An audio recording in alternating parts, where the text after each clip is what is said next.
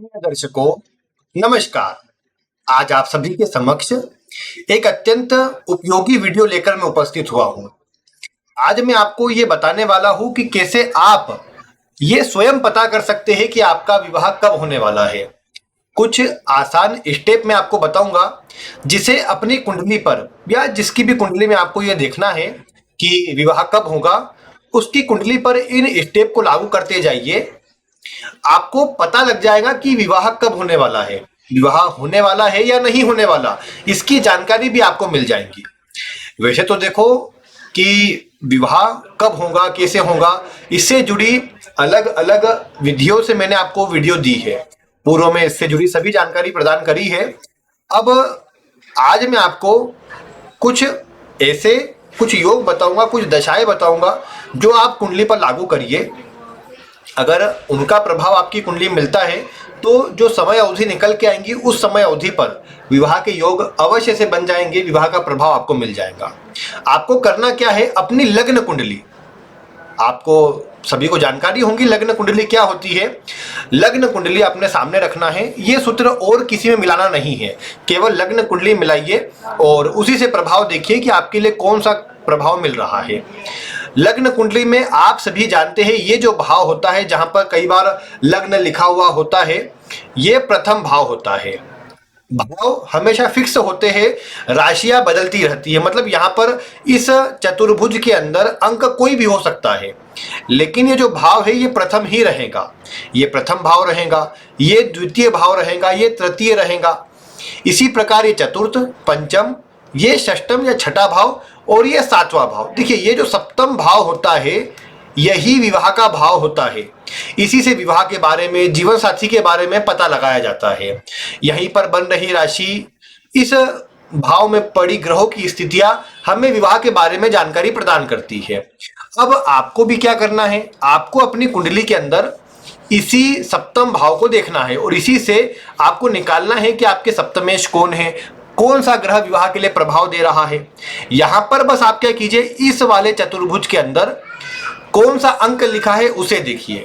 यहां पर 1 से लेकर के तो 12 के बीच का कोई भी अंक लिखा होगा आपकी कुंडली के अंदर, ये जो अंक होता है ये अंक दर्शाता है कि यहां पर कौन सी राशि बनी है। मैंने आपकी सुविधा के लिए यहां पर लिख दिया है कि 1 से लेकर के 12 अंक होने पर कौन सी राशि होती है। हमें राशियों से मतलब नहीं है, हमें उनके स्वामी से मतलब है, यानी उनका कौन सा ग्रह उस राशि को रूल करता है, कौन सा ग्रह उस राशि का स्वामी होता है।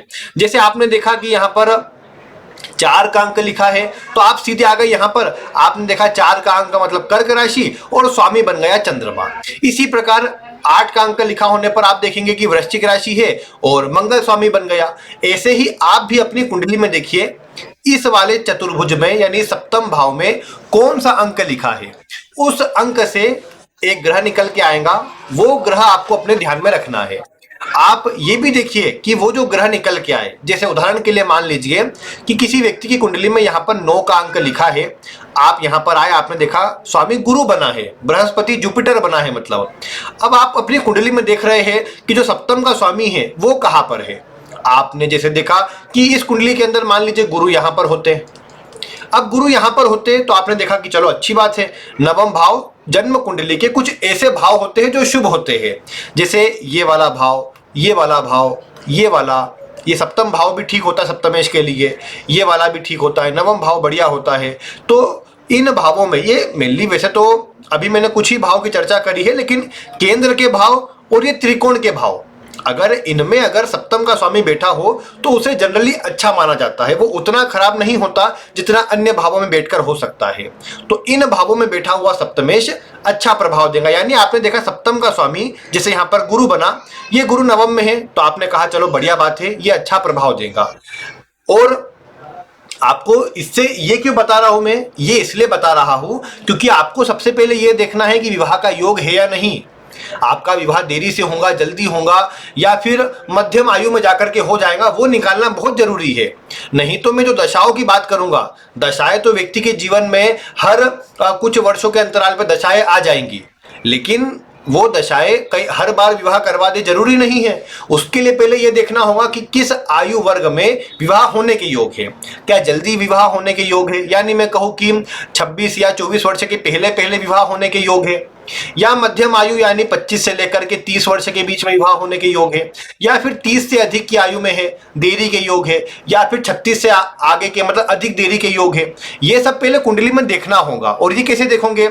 सप्तम का स्वामी अगर अच्छे भावों में बैठा है, शुभ प्रभाव में बैठा है, तो हम कहेंगे कि चलो विवाह एक अच्छी आयु में हो जाएगा, मतलब ज्यादा देरी नहीं होगी। दूसरे नंबर पर यही बात सप्तम भाव पर लागू करें। यहां पर आपने देखा कि हालांकि शनि ऐसा जरूरी नहीं देरी ही करवाए, लेकिन कई बार करवा देते हैं। शनि यहां पर बैठे हुए हैं या शनि इस भाव को देख रहे हैं, ऐसी सभी स्थिति के अंदर क्या होगा?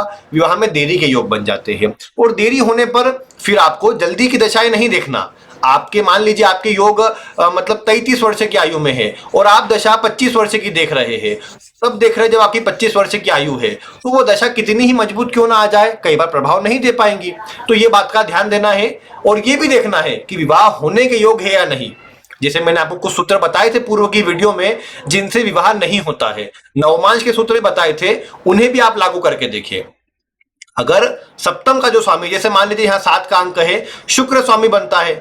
अब ये शुक्र कुंडली के आपने देखा कि छठे में, 8वें भाव में या 12वें भाव में बैठा हुआ है, तो कई बार ये शुक्र भी विवाह में रुकावटें देगा। मतलब सप्तम का जो स्वामी है वो छठे भाव में, 8वें भाव में या 12वें भाव में होता है तो रुकावटें देता है।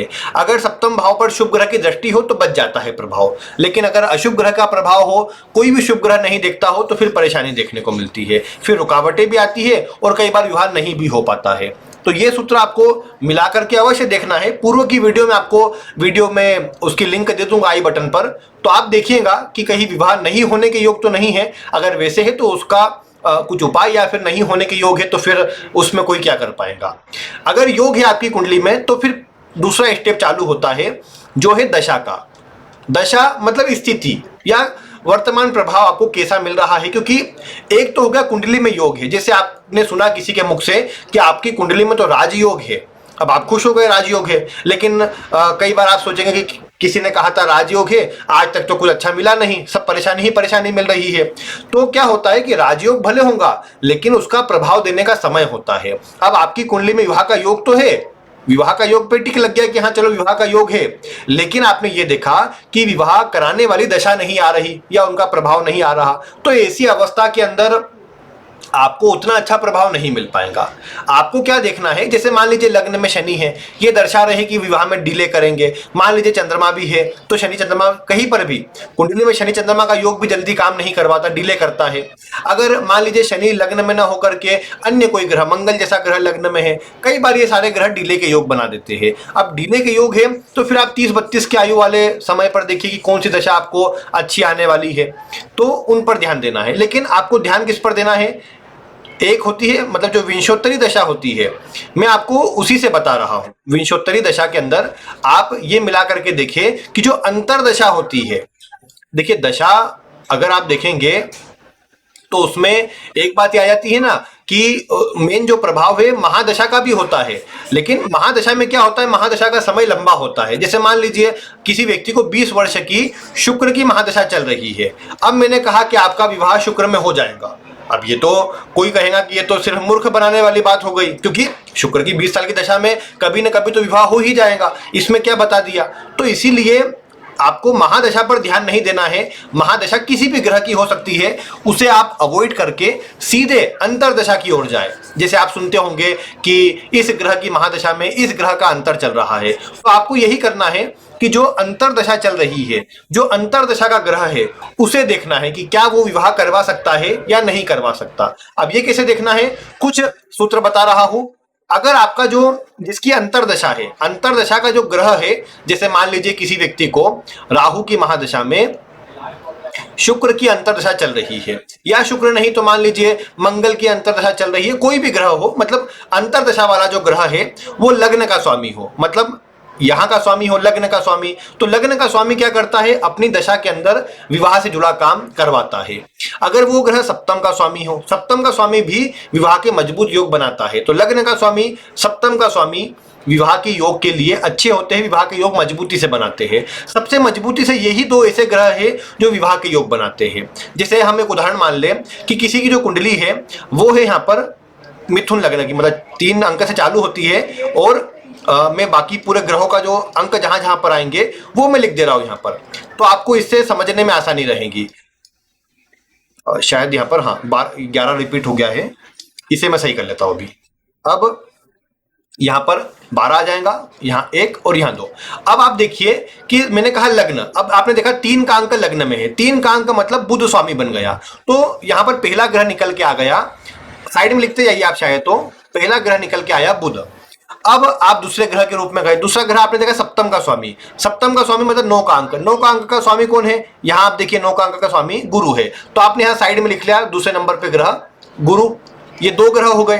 अब कुछ ऐसे ग्रह होते हैं जो किसी भी दशा आदि में आ जाए तो विवाह करवा देते हैं। जैसे एक तो हो गई शुक्र की अंतरदशा, अंतरदशा की बात कर रहा हूं मैं, ध्यान रखिएगा जो ग्रह बता रहा हूं, अंतरदशा, शुक्र की अंतरदशा, और एक और यहाँ पर राहु की अंतरदशा, और साथ में आप ले सकते हैं केतु की अंतरदशा। हालांकि इनकी भी कंडीशन है, लेकिन आज उसको नहीं बता रहा हूं मैं, आज केवल इन ग्रहों को भी ले लीजिए।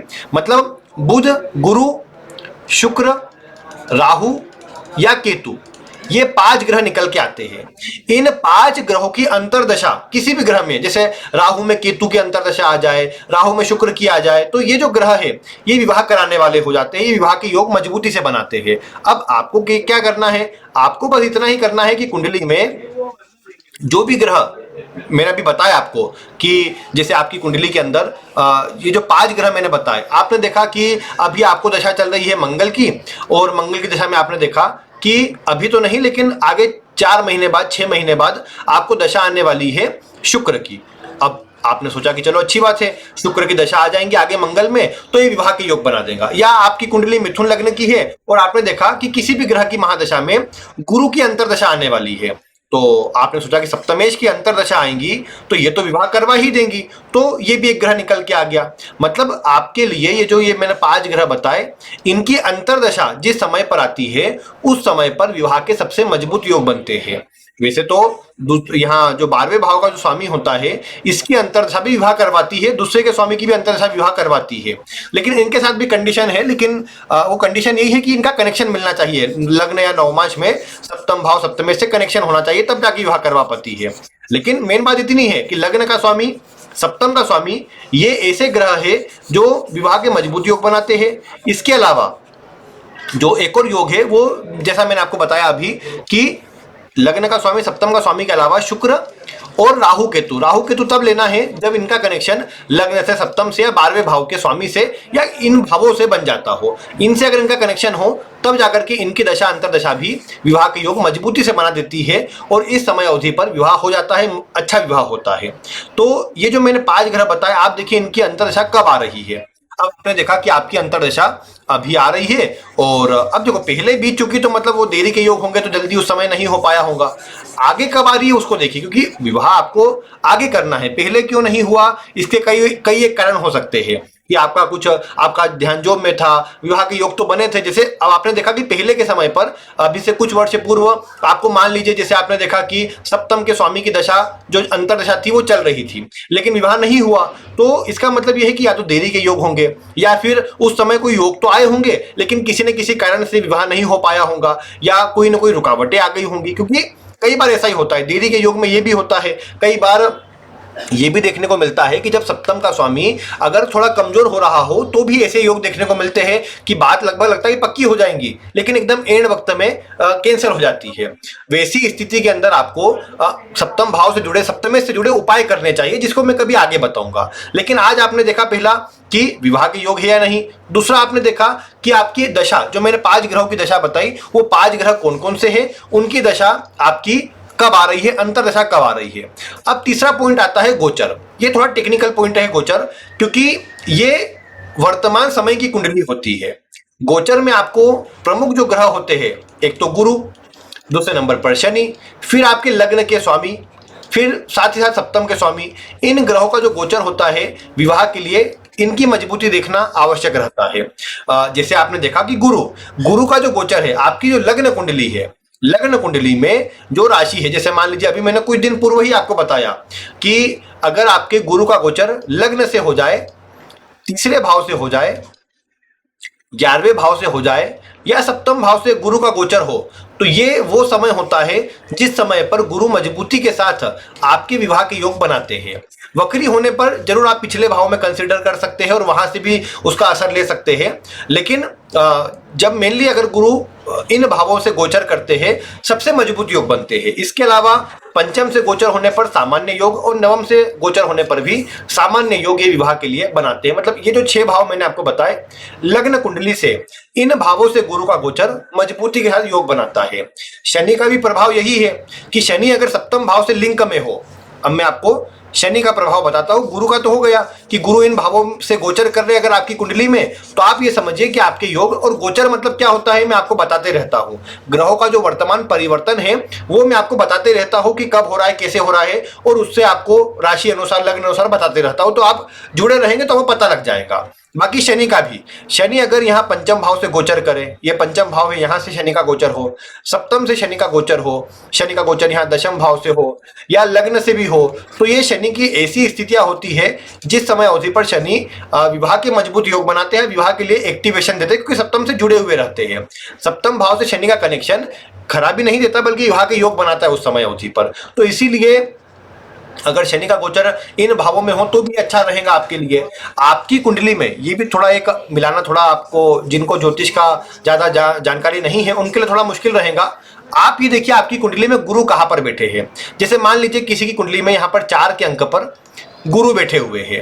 अब आपने देखा कि गोचर के अंदर शनि जो है वो 10 के अंक पर है, उससे क्या हुआ कि शनि की दृष्टि ठीक सामने, शनि ने गुरु को एक्टिव कर दिया। या फिर शनि यहाँ पर है तो इससे क्या हुआ कि शनि के गोचर ने इस गुरु को यहाँ पर तीसरी दृष्टि से एक्टिव कर दिया, या शनि यहाँ पर है तो 10वीं दृष्टि से शनि ने इस गुरु को एक्टिव कर दिया। यानी लग्न कुंडली के गुरु को गोचर का जो शनि है वो एक्टिव कर दे तो उससे भी विवाह के योग बनते हैं। उस समय अवधि पर जब ये एक्टिव हो रहा हो उस समय अवधि पर विवाह के योग बनते हैं।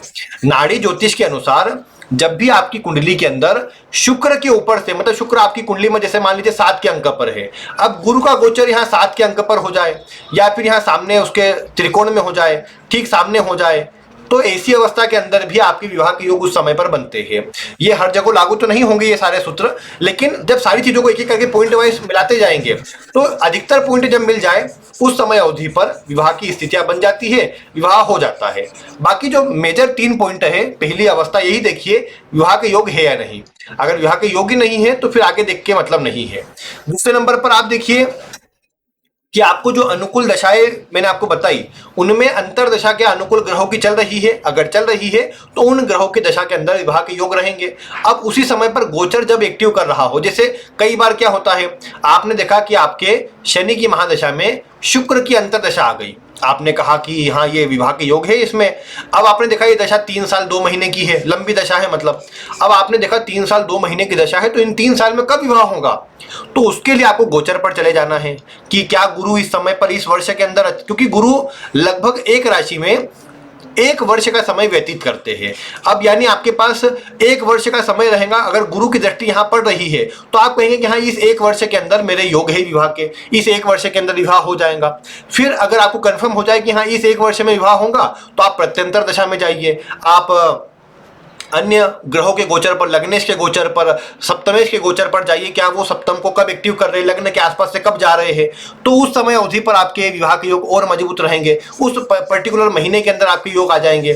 तो ये बात का आपको विचार करना है। मतलब ये जो 3 पॉइंट है, आसान से 3 पॉइंट मैंने आपको बताए हैं, इन 3 पॉइंटों को मिलाकर देखिए, विवाह के योग को, फिर अनुकूल दशा को और फिर गोचर को। इन 3 सूत्रों से आपको आसानी से पता लग जाएगा कि आपका विवाह किस समय पर कब होने वाला है। ये तो खैर मैंने एक मोटी जानकारी दी है। किसी अगर मैं कुंडली पर आपको उदाहरण के साथ में आगे बताने का प्रयास करूंगा कि कब किस तरह से आपको देखना है, कब अच्छे मजबूत योग बनते हैं जो आप स्वयं से देख पाएंगे, और उदाहरण के साथ बताऊंगा तो और आसानी रहेंगी आपके लिए मिलाने में। तो ये बाकी आज जो बताया उसे मिला करके देखिए। कोई भी प्रश्न रहे तो वीडियो में कमेंट करें। बाकी आज की वीडियो में इतना ही। वीडियो देखने के लिए आपका बहुत बहुत धन्यवाद।